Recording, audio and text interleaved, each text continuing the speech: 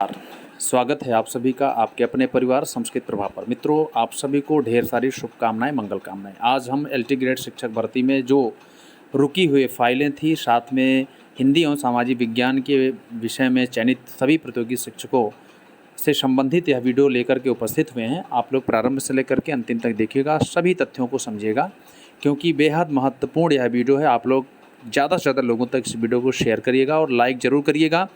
इसी प्रकार की महत्वपूर्ण शिक्षा जगत की और आपसे संबंधित अर्थात जो सरकारी विज्ञप्ति, आदेश इत्यादि आते हैं, सभी प्रकार की सूचनाएं आपको इस चैनल के माध्यम से मिलती रहेंगी। इस चैनल को जरूर सब्सक्राइब कर लेंगे, बेल आइकन को प्रेस कर देंगे, ताकि नोटिफिकेशन के माध्यम से सर्वप्रथम सभी सूचनाएं आप तक पहुंचती रहें। मित्रों, विद्यालय में कैसे होगी नियुक्ति? सबसे पहला सवाल यह है कि इस प्रक्रिया को आप समझ लीजिए। आप सभी को आज ही की तिथि में नियुक्ति पत्र मिला होगा। नियुक्ति पत्र आप लेकर के और साथ में 4 सेट समस्त डॉक्यूमेंट्स आप लेके जाएंगे, और उन समस्त डॉक्यूमेंट्स उन 4 फाइलों में कितने डॉक्यूमेंट्स लगते हैं, इन सभी बिंदुओं पर मैं बात कर रहा हूँ। तो प्रारंभ से लेकर के अंतिम तक जरूर देखिएगा, क्योंकि बेहद महत्वपूर्ण यह वीडियो है, आप सभी के लिए काम आएगा। देखिएगा, एप्लीकेशन लिखने का तरीका में भी मैं आपको बताऊंगा। चरित्र प्रमाण पत्र आप कहाँ से बनवाएंगे, मेडिकल सर्टिफिकेट कहाँ से बनवाएंगे, और शपथ पत्र कहाँ से बनेगा, और किस प्रकार की चीज़ें उसमें लिखी जाएंगी।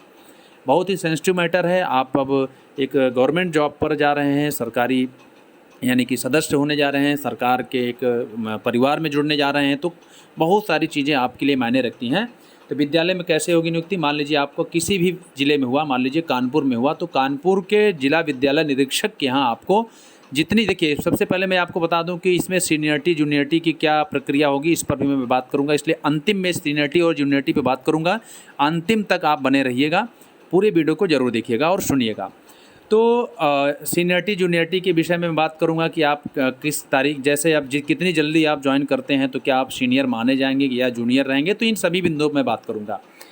आप सबसे पहले अपना मेडिकल सर्टिफिकेट आप जिस गृह जनपद में है आप वहाँ से भी बनवा सकते हैं, और भी कहीं भी ज़िले से आप बनवा सकते हैं। अगर वहाँ बन जाए तो कोशिश करें कि आप अपने संबंधित ज़िले से बनवा लीजिए। अब ये बात आपके दिमाग में आएगी, क्या हम जिस ज़िले के हैं उसमें वहीं बनवाएं? ऐसा कुछ नहीं है, जहाँ भी बन जाएगा सब जगह का आपका मान्य होगा। लेकिन कोशिश करके आप चाहे तो अपने ज़िले में बनवाएं, क्योंकि घर में गृह जनपद में आप बनवाते हैं तो आसानी से बन सकता है। ऐसा कहीं भी यह नहीं लिखा कि आप अपने गृह जनपद से बनवाएं या कहीं से, ठीक है। तो मेडिकल सर्टिफिकेट जो बनेगा वह सीएमओ के तहत बनेगा, पूरी प्रक्रिया के साथ बनेगा। इसमें फर्जीवाड़ा इत्यादि करने की चेष्टा मत करिएगा, क्योंकि आप अब सरकारी तंत्र में जुड़ने जा रहे हैं। इसलिए आप कोशिश करें कि कुछ भी ऐसी चीज़ें फर्जी न करें, जिससे कि बाद में आपको कोई समस्या आ सके। तो विद्यालय में कैसे होगी नियुक्ति? सबसे पहले आप जिला विद्यालय निरीक्षक अर्थात DIOS जो आपको बोलते हैं, जो विद्यालय जो जिले का जो है मालिक होता है शिक्षा जगत का, वहाँ आप ऑफिस में जाते हैं, वहाँ एक एप्लीकेशन देते हैं, वहाँ पर आप अपने मूल डॉक्यूमेंट्स को भी ले करके जाएंगे। ध्यान रहे, मूल डॉक्यूमेंट्स ले जाते समय कोई भी जितना आप डॉक्यूमेंट्स लगाते हैं वही सेम आपके मूल डॉक्यूमेंट्स भी होने चाहिए। अब कहेंगे कि मूल डॉक्यूमेंट्स को बड़े ही सुरक्षित तरीके से आप लेके जाइएगा, कहीं पर एक भी डॉक्यूमेंट्स आपका गिरना नहीं चाहिए, नहीं तो बाद में आपके लिए समस्याएं हो सकती हैं। दूसरी बात, एप्लीकेशन कैसे लिखेंगे? तो उसमें जिला विद्यालय निरीक्षक के नाम से लिखेंगे। आप इस बात के लिए लिखेंगे कि नियुक्ति प्रदान करने की कार्यभार ग्रहण करवाने से संबंधित आपको संबोधित करेंगे। आप वहाँ पर एप्लीकेशन लिखेंगे तो तमाम लोग आपको मिल जाएंगे, किस प्रकार से एप्लीकेशन लिखना है, क्या उसमें मैटर लिखना। ध्यान है रहे, जो भी चीज़ लिखिएगा एप्लीकेशन में काट पीट नहीं होना चाहिए। क्यों? क्योंकि उसमें आप संलग्नक लगाते हैं, जो आप डॉक्यूमेंट्स लगाते हैं फाइल में, वो आप स्पष्ट होना चाहिए, शुद्ध होना चाहिए, स्पष्ट और साफ सुथरा होना चाहिए। और उसका एक रिसीविंग आपको मिलता है, उस रिसीविंग को आप आजीवन रखेंगे जब तक आप जॉब करेंगे, आप जब तक नौकरी करेंगे। उस एप्लीकेशन का बहुत बड़ा महत्व होता है। इसलिए आप लोग अब जितने भी डॉक्यूमेंट्स होंगे, जब आप गवर्नमेंट जॉब में आते हैं तो एक एप्लीकेशन अगर आप छींकने के लिए भी देते हैं तो उसको भी आपको लिखना पड़ेगा। ध्यान रहे, अब ये आपके जो बेहजा प्रकृति के लोग होते हैं कि एप्लीकेशन ऐसे दे करके फेंक के चल देते हैं, तो आपको अब सरकारी तंत्र में जुड़ रहे हैं तो एप्लीकेशन का भी एक वैल्यू बढ़ जाती है। तो आप जो भी लिखें शुद्ध लिखें, साफ लिखें, अच्छे से लिखें, ठीक है। और डॉक्यूमेंट्स किस क्रम में लगाएंगे तो मैं आपको बताने जा रहा हूँ कि डॉक्यूमेंट्स में क्या क्या लगेंगे, यहाँ से आप देख सकते हैं। दूसरी बात, आप सभी लोग अपने नियुक्ति पत्र में देखेंगे तो अंतिम में पेज में वो सभी कुछ लिखा हुआ है, किस क्रम में क्या क्या डॉक्यूमेंट्स लगने हैं। ये ध्यान रहे कि आप यहाँ से देख सकते हैं क्या क्या लगेगा। 2 राजपत्रित अधिकारी जो उनके संबंधी ना हो। देखिए अपने भाई फुआ फूफा के यहाँ से नहीं बनवाना है। राजपत्रित अधिकारी अगर आपके कोई घर में है तो आपके सगे संबंधी जो हैं उनसे नहीं बनवाना है, ध्यान रहे। द्वारा प्रदत्त आचरण प्रमाण पत्र ही बनवाना है। 2 यानी कि आप कुछ लोग कह रहे हैं कि जो लास्ट शिक्षा जो ग्रहण किए गए हैं वहाँ से बनवाना है, ऐसा कुछ नहीं। राजपत्रित अधिकारी पूरी दुनिया का कहीं का हो आप बनवा सकते हैं। विवाहित होने की स्थिति में अभ्यर्थी अथवा अभ्यर्थिनी इस आशय का प्रमाण पत्र स्वयं दे। यही देखिए, यही क्रम में आपका डॉक्यूमेंट्स भी लगेगा।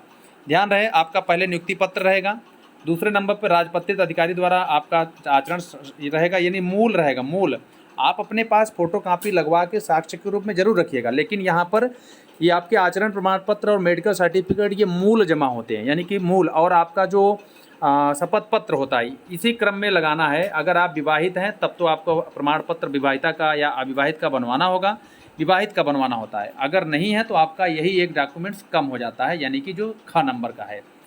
मुख्य चिकित्सा प्रमाण पत्र ये क्रम में रहेगा, तीसरे नंबर पर रहेगा। भाई जिसके पास जो योग्यता नहीं, यानी विवाहित जो है उन्हीं के लिए ये वाला कॉलम रहेगा। पता लगा, सब लोग यही बनवा लीजिए। यानी कि का नंबर पे पहले आप रखेंगे नियुक्ति पत्र, दूसरे पर आप ये राजपत्रित अधिकारी का रखेंगे, फिर तीसरे नंबर पर आप विवाहित हैं तो विवाहित से संबंधित शपथ प्रमाण पत्र, तीसरे नंबर पर चिकित्सा प्रमाण पत्र, चौथे नंबर पर अभ्यर्थी से आशय का शपथ पत्र दिया जाना होगा कि अंक पत्रों और जाति प्रमाण इत्यादि जो भी हैं वह सब कुछ सही है, उसमें किसी भी प्रकार की भिन्नता नहीं प्राप्त होती। एक डॉक्यूमेंट्स आपका ये होगा।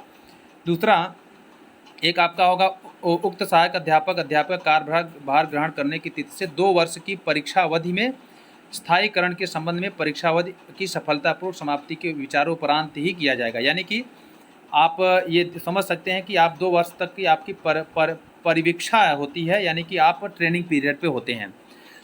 चौथे नंबर पर अभ्यर्थी और अभ्यर्थिनी का चल अचल संपत्ति का घोषणा पत्र भी होगा, वो भी शपथ पत्र होगा, यानी कि स्टाम्प पेपर पर होगा। इस प्रकार से अगर जो विवाहित है उसके 3 शपथ पत्र बनेंगे और जो अविवाहित है उसके 2 शपथ पत्र बनते हैं। ठीक है। अगले क्रम पर आपको नो ड्यूज, अगर आप कहीं पर कार्यरत हैं तो आप उस संबंधित विभाग से नो ड्यूज लेंगे, इस बात के लिए कि आपका किसी भी प्रकार का कोई भी चल और अचल संपत्ति का आप पर कर्ज नहीं है, मतलब आप किसी भी सरकारी खजाने का उपयोग नहीं कर रहे हैं। ठीक है। इस प्रकार से नो ड्यूज जो है आपको देना होगा जहाँ भी आप जॉब कर चुके हैं। जो जॉब कर चुका उसके लिए है ये 6 नंबर क्रम का। इसी क्रम में लगेंगे सभी डॉक्यूमेंट्स, ध्यान दीजिएगा, तैयार कर लीजिए। आयोग द्वारा चयनित अभ्यर्थियों के प्रमाण पत्रों की छाया प्रति संबंधित संस्थाओं को सत्यापन हेतु प्रेषित किया जा रहा है। देखिए ये सभी चीज़ें रहेंगी। और फिर उसके बाद ये आपका प्रधानाचार्य तो प्रधानाध्यापिका के समक्ष आदेश निर्गत होने की तिथि से 15 दिनों के भीतर मूल प्रमाण पत्रों के साथ उपस्थित हों एवं शैक्षिक तथा क से लेकर के 6 तक के प्रमाण पत्र की 2 प्रमाणित छाया प्रतियाँ प्राप्त कराएं। आप अपने से भी प्रमाणित कर सकते हैं और आप किसी राजपत्रित अधिकारी से भी प्रमाणित करवा सकते हैं, लेकिन आप अपने से भी कर लेंगे तो कोई दिक्कत नहीं होगी। देखिए मुख्य चिकित्सा अधिकारी अपने जनपद के द्वारा प्रदत्त चिकित्सा प्रमाण पत्र मूल रूप में उपलब्ध कराया जाए, मतलब जहाँ पर आपका गृह जनपद है वहाँ से कोशिश करें बने, क्योंकि इसमें साफ साफ लिखा है और आपके नियुक्ति पत्र में भी लिखा होगा, यह ध्यान रहे। यानी कि जो आपका मुख्य चिकित्सा अधिकारी अपने जनपद के द्वारा प्रदत्त चिकित्सीय प्रमाण पत्र मूल रूप में उपलब्ध कराया जाए। ठीक है। सेवा शर्तों के संबंध में समय समय पर शासन विभाग द्वारा निर्गत आदेश बाध्यकारी होंगे। तो ये यहाँ से आपके नियुक्ति पत्र, देखिए ये पुराना नियुक्ति पत्र है, लेकिन आपके नियुक्ति पत्र के पीछे वाले पेज पर ये सारी चीज़ें लिखी हुई हैं। फिर जब आप जिला विद्यालय निरीक्षक के पास जाते हैं वहाँ से आपको आदेशित किया जाता है कि आप अब जा सकते हैं संबंधित विद्यालय में। फिर आपको प्रिंसिपल के लिए भी एक एप्लीकेशन लिखा जाता है। अब एप्लीकेशन प्रिंसिपल के लिए क्या लिखा जाएगा, इसके लिए भी आपको कल की डेट में एक वीडियो बना दिया जाएगा, लेकिन आपको प्रिंसिपल खुद ही बता देंगे कि आपको कैसा एप्लीकेशन लिखना है। इस बात के लिए आप परेशान न हो। आप लोग सभी डॉक्यूमेंट्स मूल प्रति सब कुछ लेकर एक बार जाना होगा। उसके बाद आप अपने विद्यालय में अपना कार्यभार ग्रहण कर लेंगे और कोशिश करें कि अपने स्टाफ या प्रिंसिपल को मिठाई ज़रूर लेके जाएं, क्योंकि ये बड़ी खुशी की बात है। आप अगर आज मुँह मीठा करते हैं तो भविष्य में आपको भी कोई मुँह मीठा कराने वाला मिलेगा, इसलिए मुँह मीठा ज़रूर कराएं। अगर किसी की स्थिति परिस्थिति नहीं सही है तो वह मिठाई न खिलाए चल जाएगा, लेकिन बाद में वह मिठाई खिला सकता है जब उसका वेतन लगता है। तो बहुत बहुत शुभकामनाएं। इस वीडियो को आप लोग शेयर करें ज़रूर। चैनल पर जो नए हैं साथी चैनल को सब्सक्राइब जरूर कर लेंगे, ताकि आपको सरकारी तंत्र से संबंधित जो भी सूचनाएँ होती हैं इस चैनल के माध्यम से प्रदान कर दी जाए। धन्यवाद।